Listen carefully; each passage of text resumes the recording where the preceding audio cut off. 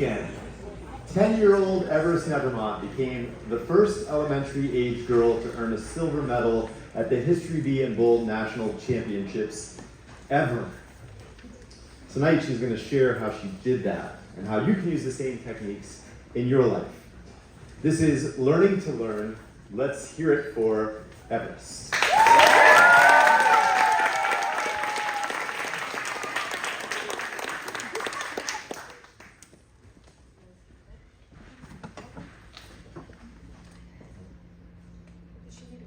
Yeah. The clicker.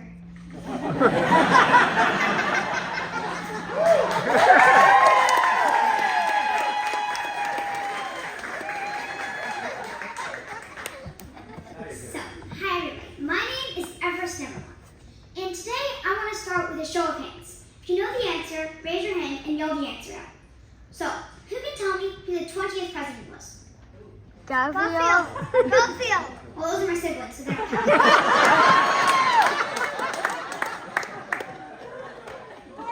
Well, you heard that, so well, anyway, y'all are right. It is Garfield. And Garfield was assassinated by Charles Guiteau. And, well, technically he was assassinated by Dr. Bliss, who wouldn't listen to Dr. Lister about washing hands. So technically, the bacteria from Dr. Bliss's hands killed him. So after Garfield's assassination, his vice president, Chester Arthur, became the 21st president and signed the Pendleton Act, eliminating the spoils system in Garfield's honor. Now, wouldn't it be cool if you knew all that? And not only that, but those stories about all the other presidents and the vice presidents? Or what if you knew all the Chinese dynasties? Or all the Mughal emperors, the most important artists, composers, and scientists? Or all the biggest wars and those wars' most important battles? It sounds impossible. Somebody must need photographic memory to be able to remember all that, right? Well, you don't. 9 months ago, I was interested in history, but I couldn't tell you the difference between a Rockefeller and a Rockwell.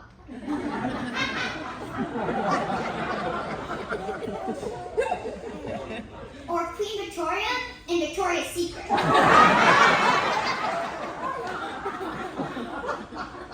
Or Plato, and well, Plato. Well, now I know all of that and more.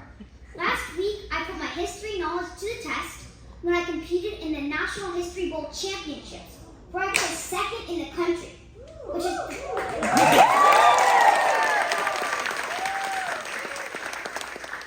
is the best finish for a girl in history.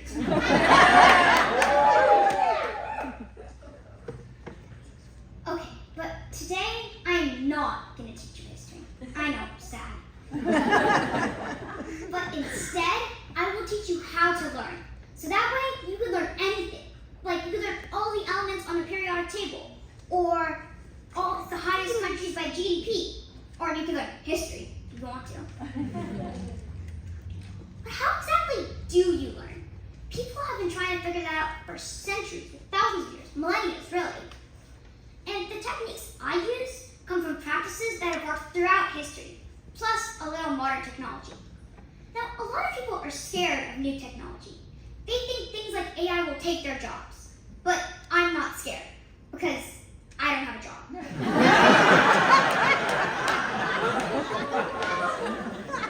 Also, because I use technology to turbocharge my learning. So most people think of technology as fancy new things, like computers and flying cars.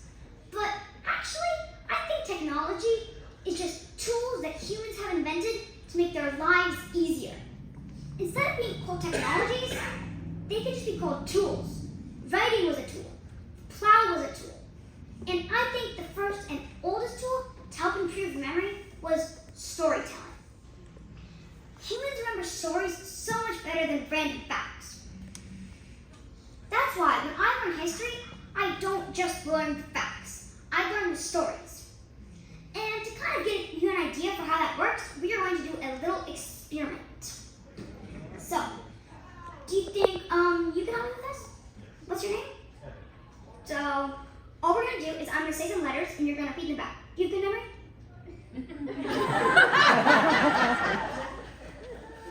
Alright, so just you're going to repeat them back, right? It's only like 21 letters, so you ready?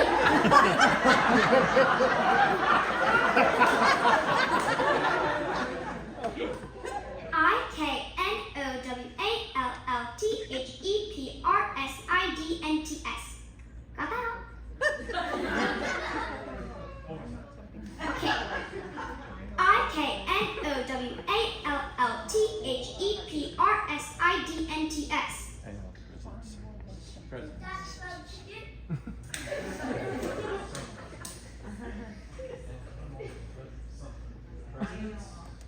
Well, you gotta spell the words. You gotta say the letters. I-K-N-O-W-A-L-L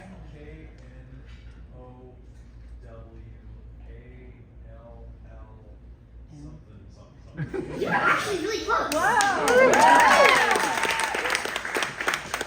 So, the fact that you remember more than 7 is pretty amazing, because our brains are only designed for remembering about 7 things in our short-term memory, and you remembered like 10. So, but what if instead of remembering that, I bet this one will be a lot easier for you. I know all the presidents. Could you read that back? Yes. Good job. So the same thing we just did here, I do with people's stories. I don't learn random facts about Napoleon, like how he lost at Waterloo. I learned Napoleon's first loss, which, by the way, is surprising. After a treaty was signed, he held a rabbit hunt for all of his men. But somebody screwed up, and the rabbits were tame. They weren't wild. So instead of running away, the rabbits charged him, and he suffered his first defeat by bunnies.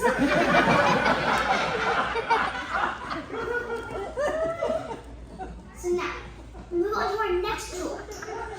Tool of the memory palace. The memory palace was invented by the Greek poet Simonides in the year 500 BC. And ironically, nobody remembers what the creator of the memory palace looked like.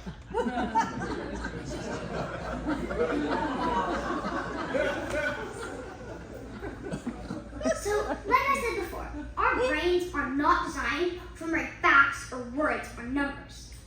But they are designed for remembering locations and images. And I use this to my advantage here.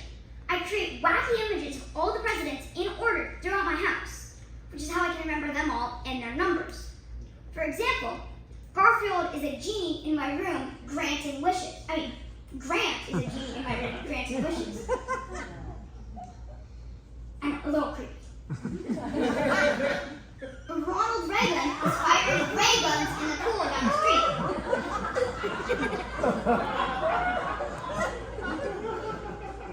And Thomas Jefferson is in the shower getting soaked. And it's really cold water too. That's why his vice president, Aaron Burr, is so cold.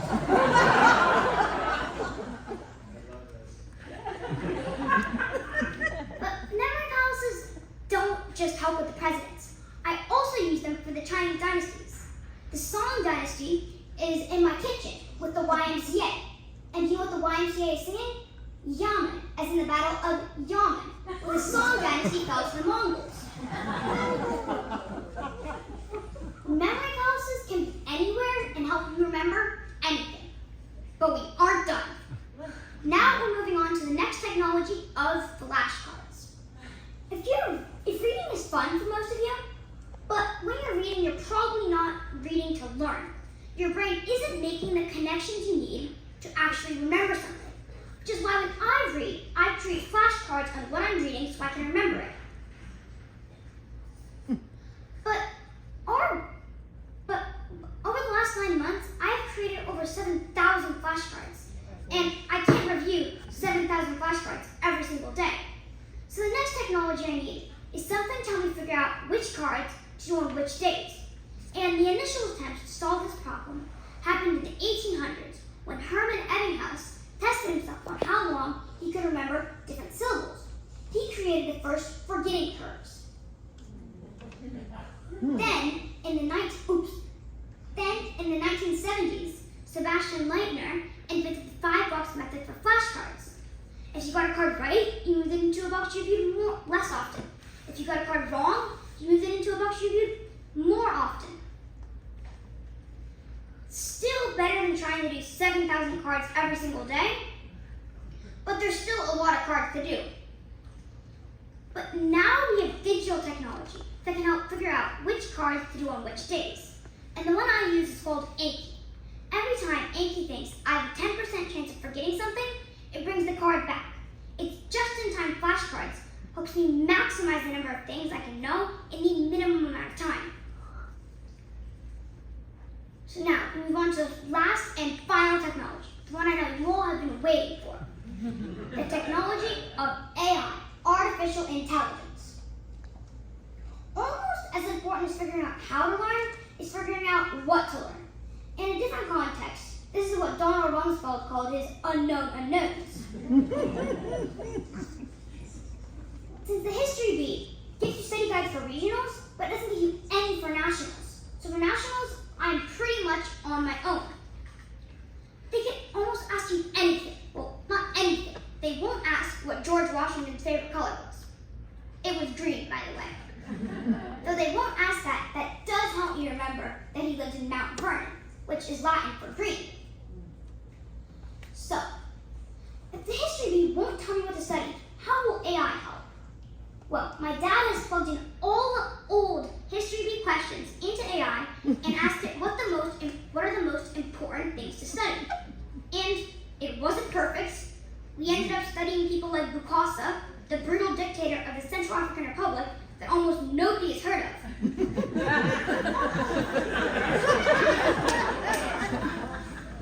But it was pretty helpful also.